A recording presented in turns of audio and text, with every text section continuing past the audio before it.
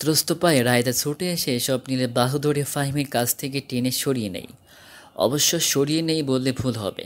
হৃষ্টপুষ্ট স্বপ্নিলকে টেনে সরানোর মতো জোর ওর নেই, বরঞ্চ ওকে কাছে আসতে দেখে স্বপ্নিল নিজ হতেই সরে গেছে। বাহুতে প্রেয়সীর ছোঁয়া পেয়ে পুরুষালী দেহের ভাঁজে লুকানো কোমল সত্ত্বে বেরিয়ে এসেছে নিজ হতেই। এদিকে স্বপ্নিলকে ছাড়ানো শেষে লজ্জিত রায়তা ব্যস্ত কণ্ঠে ফাহিমের উদ্দেশ্যে বলে, ফাহিম, আম রিয়েলি সরি। ওনার পক্ষ থেকে আমি মাফ চাইছি। প্লিজ তুমি ভুল কিছু ভেবো না। এখানে বড় একটা মিসআন্ডারস্ট্যান্ডিং হয়ে গিয়েছে। রায়তার কথা শুনে ফাহিম শ্বাস ফেলে। তার মানে সে যা ভেবেছিল তাই হয়েছে। এটা নিশ্চয়ই রায়তার স্বামী, তাই মনের প্রশ্ন সরাসরি করে বসে। It's okay. আমি নিজেও বুঝেছিলাম কিছু একটা তো ভুল বোঝাবুঝি অবশ্যই হয়েছে, নয়তো অচেনা মানুষের সাথে এমন কেউ করে না। ফাহিমের কথাই রায়তা স্বস্তির নিঃশ্বাস ফেলে।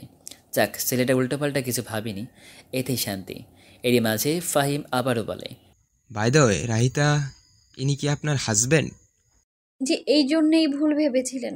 আপনি কিছু মনে করবেন না প্লিজ। অলরেডি অনেক সময় ওয়েস্ট হয়ে গিয়েছে। গাড়িতে আপনার বাবা মা ওয়েট করছে নিশ্চয়ই। গাড়ি কোথায় দেখছি না যে? ও তাই তো, আমি তো এসবের মাঝে ওটা ভুলেই গেছিলাম। গাড়ি গলির শুরুতে রেখে আমি এসেছিলাম দিক চিনে নিতে, কিন্তু এসবের মাঝে আর খেয়াল ছিল না। এখন যাই কেমন? বাবা মা নিশ্চয়ই ভাবছে ঠিকানা খুঁজতে যে আমি কই নিখোঁজ হয়ে গেছি। ফাহিমের মস্করায় হেসে ফেলে রায়তা, ফাহিমকে ওদের বাসার দিক নির্দেশনা দেখিয়ে দিয়ে। একই সাথে অনুরোধ করে ওর বাবা মাকে মাত্র ঘটে যাওয়া বিষয় কিছু না বলতে। পরে সব ঘটনা শুনবে এ আশ্বাস নিয়ে ফাহিম নিজের গাড়ির দিক ফেরত চলে যায়। ফাহিম যেতেই স্বপ্নিল বাহু ছেড়ে দেয় রায়তা। একই সাথে কড়া চোখে তাকায় ওর দিকে। স্বপ্নিল শুধু চুপচাপ শুনছিল দুজনে কথাবার্তা। এতক্ষণে সে নিজেও বুঝেছে তার কোনো একটা ভুল বোঝাবুঝি হয়েছে, কিন্তু সেটা কি তা এই মুহূর্তে একদমই মাথায় আসছে না।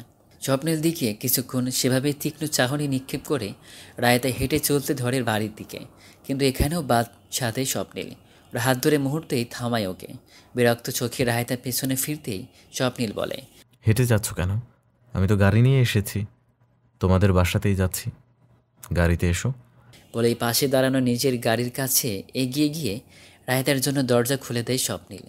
অগত্যা এই মুহূর্তে আর কথা বলতে অনাগ্রহী রাহিতা চুপচাপ গাড়িতে চেপে বসে। তা দেখে স্বপ্নিলও আর দেরি না করে উঠে বসে গাড়িতে। দুজনে মাঝে আর কথা হয় না। দেখতে দেখতেই মিনিট দুয়েকের মাঝে রাহিতাদের বাসায় পৌঁছে যায় ওরা দুজনে। ছেলেপক্ষদের মাত্রই ড্রয়িং রুমে বসিয়ে আপ্যায়ন করা শুরু করেছিলেন রাহিতার মা খালারা। রাহিতার মা খাবার নিতে রান্নাঘরের দিকে যাচ্ছিলেন, এমন সময় বাড়ির ভিতরে রাহিতা ও স্বপ্নিল প্রবেশ করে। স্বপ্নিলকে দেখে বেশ অবাক হয়ে যান রাহিতার মা। বলা বাহুল্য, বড় মেয়ে জামাই সচরাচর তাদের বাসায় আসে না, বিয়ের পর এক দুইবারই এসেছে। সেই ছেলে আজ হঠাৎ এই সময় বিনা নিমন্ত্রণে হাজির হওয়ায় বিস্মিত হওয়াই রাহিতা। বিস্মিত হওয়ারই কথা। তাই তো স্বপ্নিলের কাছে এগিয়ে গিয়ে তিনি বলেন, আরে বাবা, তুমি হঠাৎ এলে যে? তোমার শরীর এখন ভালো আছে? রাহিতা যে বলল তোমার জ্বর এসেছে। অতঃপর রাহিতার দিক তাকিয়ে ধমকে সুরে বললেন, জামাই আসবে, তুই আমায় বলিসনি কেন? ছেলেটা আসছে আগে থেকে জানালিও না। মায়ের ধমকে এতক্ষণে বিরক্ত মুখ আর একটু কোঁচকে যায় রাহিতার। মায়ের কাছেও স্বপ্নিলের জন্য ধমক শুনতে হচ্ছে ওকে। সেভাবেই উত্তর দেয়, উনি যে আসবেন তা আমি নিজেও জানতাম না মা, তাই আমায় কিছু বলেনি। রাহিতার কথা শেষ না হতেই স্বপ্নিল শাশুড়ির উদ্দেশ্যে জবাব দেয়, এখন বেটার ফিল করছি মা, ভাবলাম বাসায় যেহেতু আছি অনেকদিন দেখা হয়নি আপনাদের সাথে, তাই দেখা করে আসি। স্বপ্নির কথায় খুশিতে গদগদ হয়ে গেলেন রাহিতার মা। মেয়ে জামাই শখ করে দেখতে এসেছে শুনেই তার মন জড়িয়ে গেল। স্বপ্নিলকে ড্রয়িং রুমের দিকে নিয়ে যেতে যেতে বললেন, তুমি এসেছো বলে অনেক খুশি হয়েছি বাবা। আসলে আজ রিদিতাকে দেখতে ছেলেপক্ষ আসবে, তাই রিদিতাকে ডেকেছিলাম বাসায়। তোমাকেও আনতে বলেছিলাম, পরে শুনি তুমি নাকি অসুস্থ। রাহিতাও কাল পর্যন্ত আসতে চেয়েছিল না, পরে কি কি মনে করে যেন আজ সকালে চলে এলো। যাক, এখন তোমাদের দুজনকে পেয়ে আমার খুব খুশি। ডাইনিং রুমে সবাই বসে আছে, ওখানে বসো। তোমার শ্বশুরও আছেন সেখানে। ড্রয়িং রুমে বসে সবার সাথে পরিচয় হয় স্বপ্নিলের। সবার সাথে কথাবার্তা বলার মাঝে ওর মাথায় সবটা ঢোকে। তার মাঝে তাকে বোকা বানিয়ে এখানে পাঠিয়েছে রাহিতার বাড়ি ছাড়ে কথা বলে, সেটাও এখন বুঝেছে। আর এতক্ষণ কীসব পাগলামি করেছে রাহিতাকে হারানোর ভয়ে, ওসব মনে করে নিজ মনেই বেশ কিছুক্ষণ হাসে স্বপ্নিল। অবশেষে সব কিছু জেনে শান্তিতে শ্বাস নিতে পারছে সে। যেন প্রাণ ফিরে পেয়েছে সেভাবেই তাকাই অদূরে বসে থাকা রাহিতার দিকে। শ্রীবক্ষের সাথে কথাবার্তা শেষে ফাহিম ও রিদিতার বিয়ের দিনক্ষণ ঠিক হয় এ মাসের শেষের দিকে। সব কিছু শেষে বিকেলের শেষ প্রান্তে চলে যায় পাত্রপক্ষ। ক্লান্ত রাহিতা সবার আড়ালে একা একা ছাদে চলে আসে। তবে বাকিদের চোখের আড়াল হলেও স্বপ্নিল ঠিকই খেয়াল করে, একই সাথে ওর পিছিয়ে যেতে ধরে। কিন্তু বাদ ছাদে শ্বশুরমশাই জামাইকে এতদিন পর পেয়ে সৌজন্যতার খাতিরে এটা সেটা নানান কথা বললেন তার সাথে। ভদ্রতার খাতিরে স্বপ্নিলও উঠতে পারল না। শ্বশুরের সাথে আলাপ চলল কিছুক্ষণ, অতঃপর সবাই ক্লান্ত হয়ে রুমে চলে গেল রেস্ট নিতে। রায়তার মা বড় জামাইয়ের জন্য নিজ হাতে রান্না করবেন বলে চললেন রসুই করে। সাথে স্বপ্নিলকে যেতে বললেন রায়তার রুমে। সবাই চলে যাওয়ায় সুযোগ বুঝে স্বপ্নিল উঠে গেল ছাদে। রায়তার সাথে অনেক কিছুই সরাসরি কথা বলার দরকার তার আজকে। সন্ধ্যার আকাশ গাঢ় লাল, সূর্যিমামা অস্ত যেতে কোমর বেঁধে প্রস্তুত। ছাদের কোণ ঘেঁষে দাঁড়িয়ে এক দৃষ্টিতে আকাশের দিকে তাকিয়ে আছে রায়তা। চুলগুলো এলোমেলো উঠছে, সেদিকে তার খেয়াল নেই। তার মনোযোগ ওই দূরের আকাশে নিড়ে ফেরা পাখিদের দিকে মত্ত। স্বপ্নে যে কখন এসে পাশ ঘেঁষে দাঁড়িয়েছে তার টেরই পায়নি সে। আর মনে পাশ ফিরতেই ওর দিকে মুগ্ধ নয়নে চেয়ে থাকা স্বপ্নিলের দিকে চোখ পড়ে তার। এ চোখের দৃষ্টি রাহেতের অচেনা নয়। যবে থেকে স্বপ্নিলের চোখ পড়তে শিখেছে সে, তবে থেকেই রায়তা জানে এ মানুষটা আনমনেই তার মায়ায় বাধা পড়েছে। তার মতোই প্রেমের সাগরে পাড়ি জমিয়েছে। তবু কখনো মুখে না বলাই রাহিতার অভিমান হয়। মূলত সে অভিমানের রেশ ধরেই ও রাজিয়ে বাড়িতে চলে আসা। একটি নিঃশ্বাস ফেলে রাহিতা মনোযোগ দিয়ে তাকায় এবার স্বপ্নিলের পানে। ওর হলদিরে ফর্সা মুখে সূর্যের লালিমা এসে পুরুষালীর সৌন্দর্য বহুগুণ বাড়িয়ে দিয়েছে। এ মানুষটাকে বিগত কত বছর ধরেই তো চেনে রাহিতা, অথচ সত্যি বলতে সে কখনো ভাবেইনি এ মানুষটা একদিন ওর হবে। স্বপ্নিলকেও ভালোবেসেছিল ভালোবাসা বুঝতে শুরু করার আগে থেকেই। কিশোরী বয়সে মনে যখন প্রথম প্রণয় হাওয়া লেগেছিল, ঠিক তখনই তার জীবনে আগমন ঘটে স্বপ্নিল নামক এই স্বপ্ন পুরুষের। সেদিনই কথা মনে হতেই সূক্ষ্ম হাসির রেখা খেলে যায় রায়তার ঠোঁটে। খানিক বাদে স্বপ্নিলের স্পর্শে ধ্যান ফিরে আসে ওর মুখে ছড়িয়ে ছিটিয়ে খেলতে থাকা অবাধ্য চুলগুলোকে আলতো হাতে ঠিক করে দিতে দিতে স্বপ্নিল প্রশ্ন করে, হাসছো কেন? রায়তা থমকায়, কাল্পনিক জগৎ ছেড়ে বাস্তবে ফিরে আসে। এতক্ষণ আবেগঘন চোখে স্বপ্নিলকে দেখছিল ভেবে লাজুকলতায় ছেয়ে যায় তন। সে তো অভিমান করেছে স্বপ্নিলের ওপর, তবে কেন নরম হচ্ছে? না, নরম হওয়া যাবে না। স্বপ্নিল মনের কথা প্রকাশ না করা পর্যন্ত অভিমানের আড়ালে নিজের প্রেমিকের সত্ত্বকে লুকিয়ে রাখতে হবে। মনে মনে সিদ্ধান্ত নেই রায়তা। স্বপ্নিল পুনরায় বলে, এভাবে আমায় না বলে এলে কেন? আমি কত টেনশনে পড়ে গিয়েছিলাম তুমি জানো? স্বপ্নিলের প্রশ্নে রায়তা আর চোখে তাকায়, গলার স্বর যথেষ্ট রুক্ষ করে বলে, বলে এলেও বা কি হতো? আমার থাকা না থাকায় আপনার কি কোনো যায় আসে? স্বপ্নিল মুহূর্তে রুষ্ট হয়। অন্তত ওর কুচকে যাওয়া ভ্রুযুগল তো তাই বলছে। দাঁতে দাঁত চেপে বলে, যায় আসে, অনেক বেশি যায় আসে। কেন আসবে? আমি আপনার জীবন থেকে চলে গেলেও কিচ্ছু হবে না। আপনি আবার আমার ভালোবাসেন নাকি? ঠাট্টার সুরে বলে রায়তা, অতঃপর হাসে, যেন খুব বেশি মজার কোনো কৌতুক বলে ফেলেছে। ওর এমন আচরণ স্বপ্নিলের রাগ হয়। মুহূর্তেই কদম এগোই, শরীর ছুঁই ছুঁই হয় দুজনের। রায়তা কিছু বুঝে ওঠার আগেই কোমর জড়িয়ে টেনে নেই নিজের কাছে। বাহুবন্ধনে আবদ্ধ করতেই হাসি থেমে যায় ওর। তো চোখে ভর করে বিস্ময়। সে মায়াভরা চোখের দিকে তাকিয়ে মাথা নোয়ায় রায়তার মুখের কাছে। দুজনের নিঃশ্বাস একে অপরের গায়ে আছড়ে পড়ে। অস্তমিত সূর্যের লালিমাকে সাক্ষী রেখে স্বপ্নিল প্রেয়সীর চোখে চোখ রেখে স্পষ্ট কণ্ঠে ভালোবাসার স্বীকৃতি দেই। স্বাগতিক কণ্ঠে বলে, ভালোবাসি। যতটা তুমি জেনেছো তার চেয়েও বেশি, যতটা তুমি চেয়েছো তার চেয়ে অনেক বেশি। তুমি আমার আধার রাতের পূর্ণিমা রাহি। আমার জীবন থেকে হারিয়ে যেও না কখনো। আমি তোমায় হারাতে চাই না। একটু ভরসা করে মন বিনিময় করবে আমার সাথে। কথা দিচ্ছি, খুব যত্নে আগলে রাখবো তোমার মনকে নিজের বক্ষ পিঞ্জরে। খাবার টেবিলে বসে স্বপ্নিল পড়ছে মহাফেসাদে। জামাই আদর কাকে বলে, কত প্রকার ও কী কী আজ প্রকৃত অর্থে সে টের পেল যেন। শাশুড়ি একটার পর একটা খাবার তুলে দিতেই আছেন তার প্লেটে। থামার কোনো লক্ষণও যেন দূর দূরান্ত অবধি দেখা যাচ্ছে না তার মধ্যে। দিশেহারা স্বপ্নিল একবার অসহায় চোখে শাশুড়ির দিকে তো আরেকবার রাহিতার দিকে তাকাচ্ছে। চোখের ইশারায় বোঝাচ্ছে ওকে এ আদর নামক অত্যাচার থেকে রক্ষা করার জন্য। কিন্তু রাহিতা, সে আর রীতিতা দুজনের স্বপ্নের অবস্থা দেখে হেসেই একাকার হয়ে যাচ্ছে। স্বপ্নিল সেদিকে চোখ পাকিয়ে তাকালে রাহিতার মা খেয়াল করেন ব্যাপারটা। দুই মেয়েকে রাম ধমক দিয়ে বলেন, এই তোদের সমস্যা কি? পাগলের মতো হাসছিস কেন? খেতে বসে। ছেলেটাকে ঠিক মতো খেতেও দিচ্ছে না। স্বপ্নিল বাবা, তুমি ওদের দিকে চোখ দিও না তো, তুমি শান্তি মতো খাও। শুরুতে এই একটু দিলাম, কোনো কিছু লাগলে অবশ্যই বলবে, কেমন? শাশুড়ি কথায় স্বপ্নিল মুখে জোরপূর্বক হাসি ঠিলে দাঁতে দাঁত চেপে বলে, শুরুতেই যত কিছু দিয়েছেন মা, এইটুকুই আগে শেষ করি কোনো মতে, তারপর না হয় নিব। স্বপ্নিলের কথায় শাশুড়িও একগাল হেসে মাথা নাড়িয়ে বাকিদের খাবার পরিবেশন লেগে গেলেন। কোনোভাবে খাওয়া দাওয়ার পাট চুকিয়ে ড্রয়িং রুমে বসে রৌনকের সাথে কথা বলছিল স্বপ্নিল। এরই মাঝে অফিসের ফোন আসায় সে উঠে যায়। সেই সময় রীতিতে আসে ওখানে। ওকে দেখে দুপুরে ঘটনা স্মরণে আসে স্বপ্নিলের। ইতস্ত করে কথাটা বলার জন্য হুসখুস করে, তবে কিভাবে বলবে ভেবে পায় না। এরই মাঝে রীতিতে ওর অবস্থা লক্ষ্য করে শুধায়, কিছু বলবেন ভাইয়া? না মানে হ্যাঁ, আসলে স্বপ্নিলের ইতস্ত দেখে কিছুটা আন্দাজ করে রীতিতা। সেভাবেই বলে ওঠে, ফাহিমের বিষয়ে বলতে চাইছেন তো? তখনকার ঘটনার ব্যাপারে? রীতিতার কথায় খানিকটা চমকে ওঠে স্বপ্নিল। তবে কি ফাহিম ওকে সবটা বলে দিয়েছে? আবার পরক্ষণই ভাবলো দুজনে তো প্রেমের সম্পর্ক, একে অপরের কাছে লুকোবে বা কেন? বলাটাই স্বাভাবিক সেক্ষেত্রে। নিষ্কৃতকর্মে লজ্জিত স্বপ্নিল গলা ছেড়ে নিজেই সাফাই গিয়ে বলে, আর বলো না শালি সাহেবা, তোমার বোন যে কি প্যারায় রাখছে আমারে। ঝগড়া করে বেরিয়ে এসেছিল বাড়ি থেকে, ঠিকমতো কথাও বলছিল না। আমি বেচারা জ্বর সেরে মাত্র এলাম তোমাদের বাসায়, এমন সময় রাস্তায় ফাহিমের সাথে দেখা। ওর মুখেই শুনি সেই মেয়ে দেখতে আসছে এই বাসায়। সব মিলিয়ে আমার মাথায় তখন আমার বউই ঘুরছিল। এক প্রকার ভুলেই গিয়েছিলাম আমার শ্বশুর বাড়িতে বিবাহযোগ্য একখান শালিকাও আছে।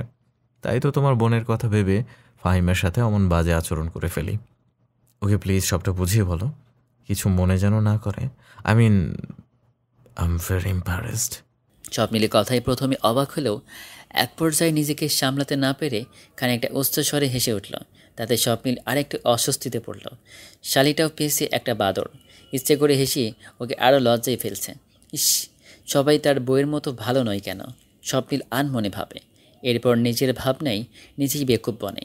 ওর তনে মনে যে পুরোপুরি রাহিতার জায়গা করে নিয়েছে, এ ব্যাপারে কোনো সন্দেহের অবকাশ নেই যেন। সময় কতই না অদ্ভুত। একটা সময় যে মানুষকে নিজের পাশে সহ্যই হতো না, জীবনসঙ্গী হিসেবে তো দূরে থাক। আর এখন দুবেলা সেই মানুষটাকে না দেখলেই মনের মাঝে কেমন যেন অস্থির অস্থির লাগে। স্বপ্নিলের ভাবনার মাঝে রীতিতা বলে, ইটস ওকে ভাইয়া, আপনারা তো অস্বস্তিতে পড়তে হবে না। ফাহিম অনেক বুঝদার ছেলে, আশা রাখছি ও নিশ্চয়ই আপনার পরিস্থিতি বুঝে নেবে। এবার রীতিতার কথায় আশ্বস্ত হয়ে হেসে ফেলে স্বপ্নিল। ওর নিজের কাছেও ফাহিমকে যথেষ্ট ঠান্ডা মাথার ও বুঝদার ছেলে মনে হয়েছে। কেননা তখন যতটা স্বাভাবিকভাবে রাহিতার এক কথায় সবটা মেনে নিল, তখনই ওর প্রতি একটা ইতিবাচক মনোভাব তৈরি হয় স্বপ্নের মনে। এখন রীতিতার দৃঢ় কথাই যেন তা আরও পরিপক্ক হলো। ওদের কথার মাঝেই রনক ফিরে আসে, দুজনের উদ্দেশ্যে বলে, কি ব্যাপার দুলা ভাই, ও শালির কিসের এত হাসাহাসি? শালাবাবুকেও একটু বলো। ওর কথার ধরনে স্বপ্নিল হেসে বলে, তেমন কিছুই না, এমনি গল্প করছিলাম দুজনে। তবে আমি একটা ব্যাপারে কনফিউজড। রনক, তুমি এখনো বিয়ে করছো না, অথচ ছোট বোন দুটোকে বিদায় দিয়ে দিচ্ছ। রাহিতাটা না হয় বুঝলাম, তবে হৃদিতাকে এত তাড়াতাড়ি কেন? ও তো এইচএসসিও পার করেনি এখনো। অন্তত ইউনিভার্সিটি ওঠার পর বিয়ে দিতে পারতে। স্বপ্নের কথায় রনক ওকে ফাহিম রীতিতের ব্যাপারে সবটা খুলে বলে। ফাহিম বিদেশ চলে যাবে মাস্টার্স করতে, এজন্য এত তাড়াতাড়ি আউট করে রাখবে। ও কয়েক বছর পর দেশে ফিরলে তখন বড় করে রিসিপশন করে রীতিকে তুলে দিবে, এসব বলে। সব কিছু শোনার মাঝেই রাইতে চলে আসে। সবাই কথাবার্তা শেষে যে যার মতো চলে যায় রুমে। শ্বশুর শাশুড়ির জোড়াজুড়িতে আজ রাত স্বপ্নিল এখানেই থাকছে। কাল যেহেতু অবশ্য নেই, এই সকালে খেয়ে রায়তার সাথে বাসায় চলে যাবে। দিলারা বেগমকেও ফোন করে জানিয়ে দিয়েছে এই ব্যাপারে রায়তার মা। আপাতত বেশ অনেকক্ষণ হলো রায়তার রুমে স্বপ্নিল চুপচাপ বিছানায় বসে আছে, আর রাহিতা দাঁড়িয়ে রয়েছে জানালার ধারে। মেয়েটা কেন যে এত চুপচাপ হয়ে গেল রুমে আসার পর থেকে স্বপ্নিল বুঝছে না। মেয়ে মানুষদের সেন্টিমেন্টস সে এমনিতেই কম বসে, তার মধ্যে রাহিতার হুটের একবার এক এক রকম মুড পরিবর্তন স্বপ্নিলের মাথার উপর দিয়ে যায় এক প্রকার। তবুও ভৌত ওর ভালো মন্দের খবর তো স্বপ্নিলকে রাখতে হবে। তাই সে বিছানা থেকে উঠে এগিয়ে যায় রাহেতার নিকট। এক দৃষ্টিতে জানালার বাইরে সুদূর আকাশে অবস্থিত যাত্রার দিকে তাকিয়ে থাকা রাহেতাকে আচমকা পেছন থেকে জড়িয়ে ধরে ওর চুলে মুখ ডুবিয়ে দেয় স্বপ্নিল। রাহেতা খানিকটা নড়ে উঠতেই মুখ তুলে ওর দৃষ্টি অনুসরণ করে আকাশের দিকে তাকিয়ে বলল, কি হয়েছে আমার বউয়ের? আকাশের দিকে তাকিয়ে এত কি দেখো? চাঁদ দেখছি, আপনিও দেখুন। আমার ব্যক্তিগত চাঁদ থাকতে আমি আকাশের চাঁদ কেন দেখবো বলো? আমি শুধু তোমায় দেখবো। রাহেতার গালে টুপ করে চুমো খেয়ে বলে স্বপ্নিল। লাজুক হাসিতে ফেঁপে ওঠে রাহেতার দুগাল। সে গালে ঈষৎ রক্তিম আভা খুব কাছ থেকে পর্যবেক্ষণ করে স্বপ্নিল। দু চোখে ঘোর লাগে। আর একটু কাছে অগ্রসর হতেই রাহেতার কথাই থেমে যায় সে। কতদিন আমি আপনার মুখে এসব কথা শোনার অপেক্ষা করেছি জানেন? আজ সত্যি আপনার এমন আচরণে বাস্তবতাকেও কল্পনা নেই মনে হচ্ছে পুরোটা। ওর কথার ভাবার্থ ধরতে পারে না স্বপ্নিল। ভাবে হয়তো বিয়ের পরের কথা বলছে, কিন্তু ওকে অবাক করে দিয়ে খানিক বাদে রায়তা নিজেকে সারিয়ে নেই স্বপ্নিলের কাছ থেকে। দ্রুত পায়ে এগিয়ে গিয়ে নিজের পুরনো আলমারি হাতড়ে কিছু একটা খুঁজতে লাগলো। স্বপ্নিল সেখানেই দাঁড়িয়ে এক ভ্রু তুলে দেখতে লাগলো রাহিতার কাজকর্ম, তবে বাধা দিল না ওকে। সে যা করছে তাই করতে দিল। বেশ কিছুক্ষণ ঘাটাঘাটি শেষে একটি পুরনো ডায়েরি খুঁজে বের করে রাহিতা। তা হাতে নিয়ে এগিয়ে যায় স্বপ্নিলের দিকে। ডায়েরিটা স্বপ্নের দিক বাড়াতেই হাত বাড়িয়ে নিয়ে নেই সে। কিছুক্ষণ মনোযোগ দিয়ে ডায়েরিটা পড়ে উৎসুক রাহিতার দিকে ফের তাকায় সে। দু চোখে বিরক্তি ভাব এনে বলে, তুমি কৈশোরে কারো প্রেমে পড়েছিলে? তাকে নিয়ে ডায়েরিতে মনের ভাব লিখে রেখেছ? ভালো কথা। অতীত সবার থাকতেই পারে, আমারও ছিল, তোমারও আছে দেখে একটু অবাক হলাম বটে, কিন্তু থাকাটা অস্বাভাবিক নয়, মেনে নিলাম। তবে এটা আমায় দেখাচ্ছ কেন? স্বপ্নিলের কথায় কিছুক্ষণ বোকা বোকা দৃষ্টিতে চেয়ে থাকলো রাহিতা। অতঃপর বুঝলো সে শুধু প্রথম পেজ পড়েই এমন কথা বলছে, তাই তীক্ষ্ণ চোখে তাকিয়ে বলল, এত অধৈর্য কেন আপনি? এক পেজ না পড়তেই হাঁপিয়ে গেলেন। আপনার পড়াই লাগবে না, থাক, দিন আমার ডায়েরিটা। বলে যেই না ডায়েরিটা নিতে যাবে এমন সময় স্বপ্নিল ডায়েরিওয়ালার হাতটা উপরে উঁচিয়ে ধরে চোখ ছোট ছোট করে বলল, আচ্ছা ঠিক আছে, বাকিগুলোও পড়ছি, রিল্যাক্স। বলে স্বপ্নিল এবার ধৈর্য ধরে পুরো লেখাটুকু পড়ল। বহু বছর পুরনো ডায়েরির ভাঁজে ভাঁজে কিশোরী রাহিতার ছোট্ট মনের বিশাল অনুভূতিগুলো গুটি গুটি অক্ষরে লিখে রেখেছে। কিন্তু এত খুঁজেও স্বপ্নের সেই কাঙ্ক্ষিত পুরুষের নাম খুঁজে না পাওয়ায় রাগ হলো। রাহিতার মনে সে ব্যতীত অন্য কারোর জন্য এরকম গভীর অনুভূতি থাকায় অজানা হিংসায় তনুমন জ্বলে উঠল। তবে স্বপ্নিলের প্রতীক্ষা বেশিক্ষণ স্থায়ী হলো না। কিছুদূর এগোতেই এতক্ষণের কালো কালির লেখাগুলোর মাঝে নীল রঙের কালিতে জল করতে থাকা নিজের নামটা দেখে এক মুহূর্তের জন্য একটা হার্টবিট মিস করলো স্বপ্নিল। বিস্ময়, ভালো লাগা, সব অনুভূতির জোয়ারে একত্রে ভেসে গেল সে। বড় বড় নয়নের ডায়েরিটা বন্ধ করে তাকালো নত মস্তকে ওর সম্মুখে দাঁড়িয়ে থাকা রাহিতার দিকে। স্বপ্নিল সবসময় অনুভব করতো রাহিতার ওর প্রতি দুর্বল। মেয়েটার মনে ওর জন্য একটা সফট কর্নার আছে, কিন্তু সেটা এত আগে থেকে তা মোটেও ভাবেনি স্বপ্নিল। সে যখন অন্য কাউকে নিয়ে ভালোবাসার স্বপ্ন বুনছিল, তখন এই মেয়েটি শুধু চোখের পলকে দেখেই ওকে ভালোবেসে ওকে নিয়ে স্বপ্ন দেখছিল। কারো এতদিনের ভালোবাসা হতে পেরে স্বপ্নিলের অন্তর পুলকিত হয়। হৃদয়ের অন্তঃস্থল থেকে রাহিতার জন্য ভালোবাসা বেরিয়ে আসে। ওকে এতটা ভালোবাসার পরও বিয়ের পর ওর থেকে প্রত্যাখ্যান পেয়ে রাহিতার তবে কতটা খারাপ লেগেছিল, এসব ভাবলেও স্বপ্নের হৃদয় ব্যথা হয় আজকাল। ডায়েরিটা বিছানায় রেখে আলগোছে রাহিতার মুখ দু হাতে তুলে ওর চোখে চোখ রাখে। ওর কপালে ভালোবাসার স্নিগ্ধ পরশ দিয়ে মধুর কণ্ঠে বলে, রাহিতার হাস্যোজ্জ্বল নয়নে চেয়ে বলে, আজ সে স্বপ্নিলের চোখে ওর ভালোবাসার জোয়ার দেখতে পারছে নিজের জন্য, যা সে সবসময় দেখতে চেয়েছিল। আজ রাহিতার মনে হচ্ছে ওর ভালোবাসা সার্থক। সন্তুষ্ট চিত্তে নিজের গালে রাখা স্বপ্নিলের হাতের ওপর হাত রেখে মিষ্টি হেসে বলে, ভালোবাসি স্বপ্নিল, খুব ভালোবাসি। জানেন, আমি কতগুলো দিন অপেক্ষা করেছি আমাদের মন বিনিময়ের। আমাদের মন বিনিময় হয়ে গেছে, আর কোনো ভুল বোঝাবুঝি নয়, এবার শুধু ভালোবাসাবাসি। I love you Rahi. লাজুক হেসে রাহিতা মুখ লোকে স্বপ্নিলের প্রশস্ত বুকে। অতঃপর ওকে পাজা কোলে তুলে নিয়ে বিছানার দিকে অগ্রসর হয় স্বপ্নিল। স্বপ্নিলের আধার জীবনের আলো হয়ে যেভাবে রাহিতা এসেছিল, সেভাবেই এক পূর্ণিমা রাতে একে অপরের ভালোবাসায় তৃষ্ণার্ত দুজনের হৃদয় ভালোবাসায় নতুন ধাপ অতিক্রম করল। তনে ও মনে দুজনে প্রকৃত অর্থে দুজনার হয়ে ওঠে। পরদিন সকালে আরেক দফা ভুরি ভোজনের পর অবশেষে স্বপ্নীল রায়তাকে নিয়ে বাসের উদ্দেশ্যে রওনা হলো। এরই মাঝে সকালবেলা বাসায় যাওয়ার পথে রবীন্দ্র সরোবর চোখে পড়ায় স্বপ্নীল গাড়ি থামালো। পাশ ফিরে রাহেতের উদ্দেশ্যে বলল, হাঁটবে? চলো কিছুক্ষণ ঘুরে আসি। স্বপ্নীলের এই হেন প্রস্তাবে রাহেতের মুচকি হেসে মাথা নাড়ে। রাস্তার পাশে গাড়ি পার করে দুজনে বের হয়। সকাল সকাল তবুও তেমন একটা ফাঁকা নেই জায়গা। মানুষ আছে ভালোই। জায়গাটা মনোমুগ্ধকর হওয়ায় মানুষের আনাগোনা লেগেই থাকে। কেউ এসেছে বাচ্চাদের নিয়ে, কেউ বা একা একাই বসে আছে গাছের নিচে, আবার কোনো কপতি এরই মাঝে প্রেম করতে ব্যস্ত। এমন সব দৃশ্যের ভিড়ে স্বপ্নীল রাহেতে হেঁটে চলেছে হাতে হাত রেখে নিজেদের মতন। লেকের পাশের টং হতে মটকা চা নিয়ে দুজনে পাশাপাশি হাঁটছে আর গল্প করছে। যেন আশেপাশে কি হচ্ছে সেদিকে তাদের কোনো চিন্তা ভাবনা নেই। নতুন নতুন প্রেমে পড়া প্রেমিক যুবকুলদের মতো ওরা দুজনেও শুধু নিজেদেরই মত্ত। এরই মাঝে ওদের ধ্যান কাটে একটি ছোট্ট বাচ্চার মেইলি স্বরে।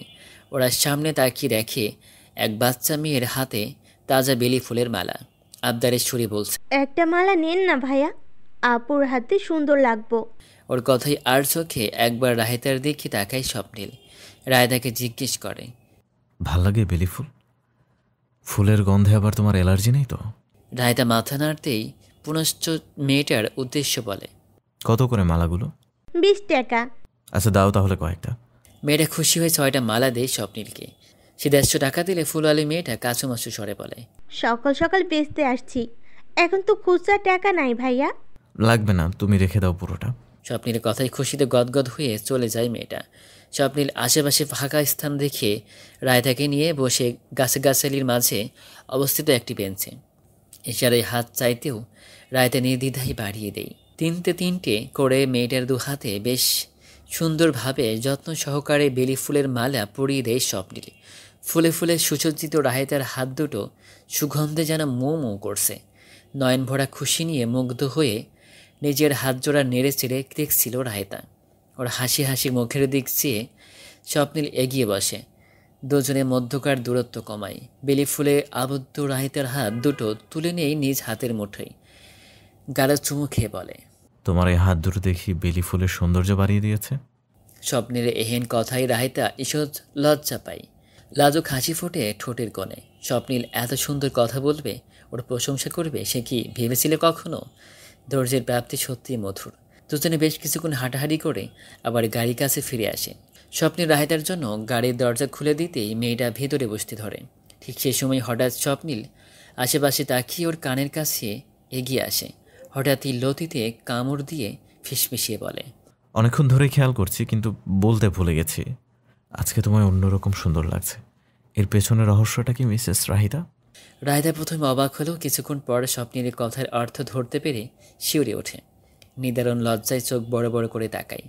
নিজের কাছ থেকে স্বপ্নীলকে ধাক্কা দিয়ে সরিয়ে দ্রুত বেগে গাড়িতে বসতে বসতে বলে, চুপ করুন তো, অশুভ লোক। ওর এমন আচরণে স্বপ্নীল উচ্চ হাসিতে ফেটে পড়ে। রায়তাকে বিব্রত করতে, ওকে লজ্জা দিতে স্বপ্নীলের ভীষণ ভালো লাগে। রায়তা যখন লাজক চোখে কপট রাগ দেখিয়ে ওর দিকে তাকায়, স্বপ্নীলের অন্তর তৃপ্ত হয়। রায়তার ছোট্ট ছোট্ট বিষয়ে যেমন ওর ভালো লাগে, তেমনি ওর ছোট্ট ছোট্ট কষ্টেও স্বপ্নীলের মনে ভীষণ অস্থিরতা কাজ করে আজকাল। ভালোবাসা বুঝি এমনই হয়। বাড়ি ফিরে ফ্রেশ হয়ে সরাসরি দিলারা বেগমের রুমে চলে গেছে স্বপ্নীল। সে মায়ের উপর ভীষণ ক্ষিপ্ত। কেন তাকে ওভাবে ধোঁকা দিল তখন? সব কিছুর জবাব স্বপ্নীল চাই। তবে দিলারা বেগম এখন আছেন বেশ স্বাভাবিক ও ফুর্তিতে। স্বভাবতই নিজের বিচক্ষণতার দ্বারা তিনি বুঝে গেছেন স্বপ্নীল ও রায়তার মাঝে সব ঠিক হয়ে গেছে। তাই তিনি বেশ স্বাভাবিকভাবেই বলেন, তোদের সম্পর্কে হস্তক্ষেপ করার জন্য আমায় মাফ করিস বাবা। বলা বাহুল তো মায়ের মুখে এমন কথা শুনে স্বপ্নীল চমকায়, বেশ অবাক হয়। তিনি কেন ক্ষমা চাইছেন? স্বপ্নীল তো এর জন্য আসেনি। মায়ের কথায় বিস্মিত স্বপ্নীল বিছানায় বসা মায়ের সামনে হাঁটু গেড়ে বসে। মায়ের কোলে মুখ গুজে ইতস্ত করে বলে, মা তুমি এভাবে কেন বলছো? আমি তোমার থেকে ক্ষমা চাইনি, প্লিজ এভাবে বলে আমায় ছোট করো না কখনো। দিলারা বেগম হাসেন। ছেলে যে তাকে কতটা শ্রদ্ধা করে, কতটা ভালোবাসে তা তিনি বরাবরই জানেন, এবং এটারই এক প্রকার সুযোগ নিয়ে তিনি স্বপ্নীলের একান্তই ব্যক্তিগত সিদ্ধান্তগুলোই হস্তক্ষেপ করেছেন বলেই আজ ক্ষমা চাইলেন ছেলের কাছে। স্বপ্নীলের মাথায় স্নেহের পরশ বুলিয়ে দিয়ে বললেন, আমি জানি তুই আমার সেভাবে বলিসনি। আমার পেট থেকে হয়েছিস তুই। তোকে কি আমি চিনি না? তবুও বললাম, এর পেছনেও একটা কারণ আছে স্বপ্নীল। মায়ের কথায় স্বপ্নীল মাথা তোলে, প্রশ্নবোধক দৃষ্টিতে তাকাইয়া তার দিকে। ওর চাহনি দেখে দিলারা বেগম ছেলের চুলে হাত এলিয়ে দিলেন।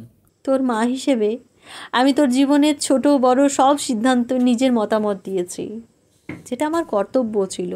কিন্তু কিছু কিছু ক্ষেত্রে প্রত্যেকটা মানুষকে নিজের জীবনের সিদ্ধান্ত একাই নিতে দেওয়া উচিত।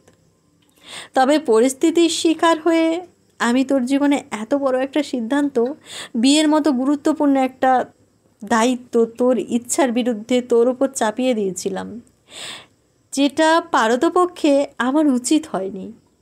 তবে আমি এটা করতে বাধ্য ছিলাম, কারণ তখন তোর যে অবস্থা ছিল তাতে আমার হস্তক্ষেপ না করলে তোর জীবনটা আজকে পরিণতি পেত না। রাহিতাকে কোনো কিছু না জানিয়ে তোর সাথে বিয়ে দেওয়ার জন্য আমি আগেই ওর কাছে ক্ষমা চেয়েছি। তুই আমার নিজের সন্তান, তাই সেই অধিকার বোধ থেকেই তোর কাছে কখনো মাপ চাওয়ার প্রয়োজন বোধ করিনি। তবে আজ হঠাৎ মনে হলো, এখন যেহেতু সব ঠিক হয়ে গেছে, তাই তোকে এটা বলা উচিত। মায়ের কথায় স্বপ্নীল যেন অবাক হয়, তেমনি এত উত্তম চিন্তাধারার অধিকারিণীকে নিজের জন্মযাত্রী ভাবতে বক্ষ ফুলে ওঠে প্রশান্তিতে। মায়ের দু হাতে চুমু খেয়ে আদুরি কণ্ঠে উদ্দেশ্যে বলে, তুমি যদি সেদিন আমার জীবনের এই সিদ্ধান্ত না নিতে, তবে আজ আমার কি হতো আমি নিজেও জানি না মা। আমি তোমার কাছে কৃতজ্ঞ রাহিতাকে আমার জীবনে এনে দেওয়ার জন্য। আমার জীবনকে সঠিক পথে আনতে তোমার অবদান কখনোই অস্বীকার করতে পারবো না। ছেলের কথায় দিলারা বেগম তৃপ্তির হাসি হাসেন। প্রসঙ্গ ঘোরাতে স্বপ্নীলের কান টেনে স্বভাবসুলভ বাঙালি মায়ের মতো করে বলেন, তোর কৃতজ্ঞতা তখনই গ্রহণ করব যখন আমার কোলে নাতি নাতনি এনে দিবি। তার আগ পর্যন্ত তোর কৃতজ্ঞতা ঝুলিয়ে রাখা হলো। মায়ের কৌতুকপূর্ণ কথায় স্বপ্নীল উচ্চস্বরে হেসে ওঠে। একই সাথে হাসলেন দিলারা বেগমও। দুজনের আড়ালে মা ছেলের এই মিষ্টি দৃষ্টির সাক্ষী হলো রাহিতা। সেও দরজার আড়াল থেকেই হাসল তাদের অজান্তে। আল্লাহর কাছে দোয়া করলো যেন তাদের এই সুন্দর পারিবারিক বন্ধন সদয়ভাবেই অটুট থাকে। এ জীবনে একটি সুখী পরিবারের চেয়ে বেশি মূল্যবান আর কি কিছু আছে? চোখের পলকেই পেরিয়ে গেল সময়। রায়তা এখন অনার্স ৩য় বর্ষের শিক্ষার্থী। পড়াশোনার চাপ যেমন বেড়েছে, তেমনি বেড়েছে সাংসারিক দায়িত্ব। স্বামীরাও এইচএসসি দিয়ে রায়তার ভার্সিটিতে ভর্তি হয়ে গেছে। স্বপ্নিল ব্যস্ত ব্যবসা নিয়ে। কদিন আগে ওরা জানতে পেরেছে দীপ্তর সাথে স্বামীর প্রেমের সম্পর্ক ছিল বিগত ৩ বছর ধরে। তবে স্বপ্নিল আনিকার সম্পর্কের পরিণতির জন্য পারিবারিকভাবে জানাতে ভয় পাচ্ছিল তারা। তবে স্বামীরাকে অবাক করে দিয়ে স্বপ্নিল এক্ষেত্রে বিচক্ষণতার পরিচয় দিয়েছে। সে একজনের থেকে ধোঁকা পেয়েছে, তার মানে এমন না যে ওই বংশের সবাই এরকম হবে। নিজের মামাতো ভাই দীপ্ত কেমন ছেলে স্বপ্নিল ভালো করেই জানে। রায়তাও সামিরাকে সাপোর্ট করে। একই সাথে দিলারা বেগমেরও আপত্তি নেই। দীপ্ত বেসামরিকভাবে বড় একটি প্রতিষ্ঠানে চাকরি পেয়েছে বিধায় পারিবারিকভাবে আগামী মাসে দুজনে আক্ত হবে। এত সব খুশির মাঝে আরেকটি খুশি এসে ধরা দিল স্বপ্নিল রায়তার জীবনে। বেশ কদিন ধরে রায়তা অনুভব করছে তার মাঝে অন্য কারো অস্তিত্ব, কিন্তু লজ্জায় স্বপ্নিলকে বলতে পারছিল না। তবে আজ সব লজ্জা দ্বিধা কাটিয়ে স্বপ্নিলকে বলে ডাক্তারের কাছে কনফার্ম হতে গেছে দুজনে। স্বপ্নিল প্রথমে একটু রাগারাগি করছিল ওকে আগে কেন বলেনি নিয়ে। তবে ডাক্তার চেক আপ করে যখন বলল ওরা সত্যি বাবা মা হতে চলেছে, তখন ওকেই সবচেয়ে বেশি খুশি দেখা গেল। এতক্ষণে সব রাগ ভুলে হসপিটালে রাহিতাকে কোলে নিয়ে এক পাক ঘুরিয়েছে সে। এতগুলো মানুষের মাঝে এরকম করায় রাহিতা ব্যাপক লজ্জা পেয়েছে। তবু উচ্ছ্বাসিত স্বপ্নিলকে বিশেষ থামাতে পারেনি। সে ইতিমধ্যে ঢোল ঢাক পিটিয়ে সবাইকে জানিয়ে দিয়েছে। রায়তার মা বাবাকেও তৎক্ষণাৎ ফোন দিয়ে বলেছে বাসায় মিষ্টি নিয়ে আসতে। রায়তা আলগোছে স্বপ্নিলে পাগলামি দেখে হেসেছে শুধু।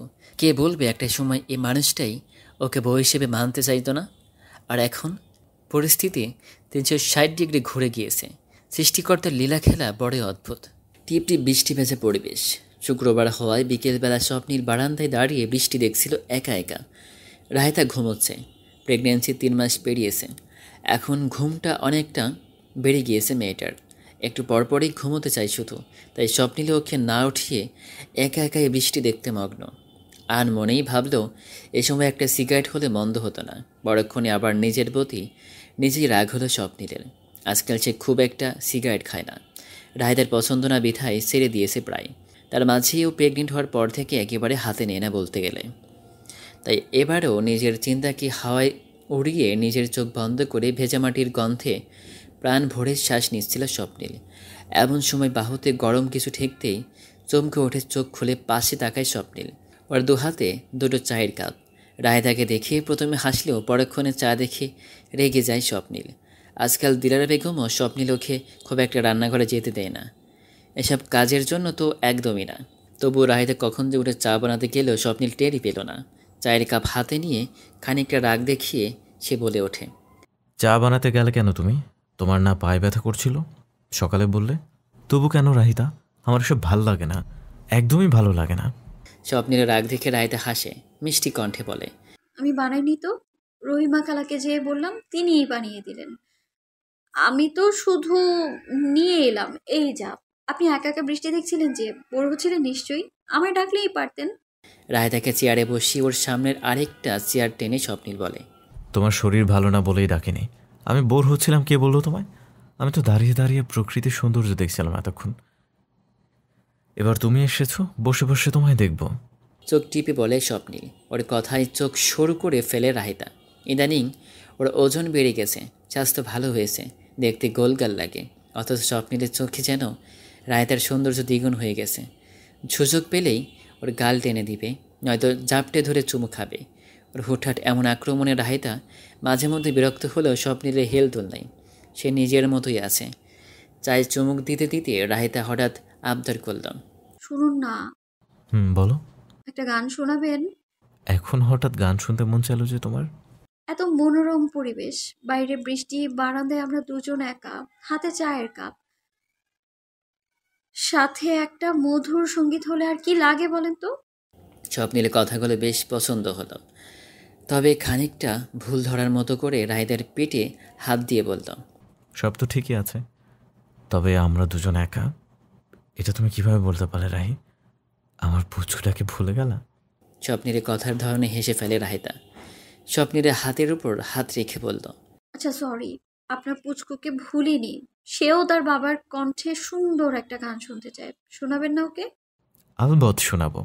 শুরু করছে, দাঁড়াও, একটু ভাবতে দাও কি গান গাওয়া যায়। ভাবুন, আমরা অনেক এক্সাইটেড। স্বপ্নিল খোলা গলায় সুর তুলল। অনবদ্য সঙ্গীতের চারপাশ মুখরিত হলো। রাহেদা মুগ্ধ নজরে শুনল। ওর মনে হলো গানটা যেন ওদের উদ্দেশ্য করেই লেখা হয়েছিল। বাইরে বৃষ্টির বেগ বাড়ল, ভেজা মাটির গন্ধে চারপাশ স্নিগ্ধ হলো। বারান্দায় এক কাপ চায়ের সাথে একটি সুখী দম্পতির মন বিনিময়ের গল্প পরিপূর্ণ হলো।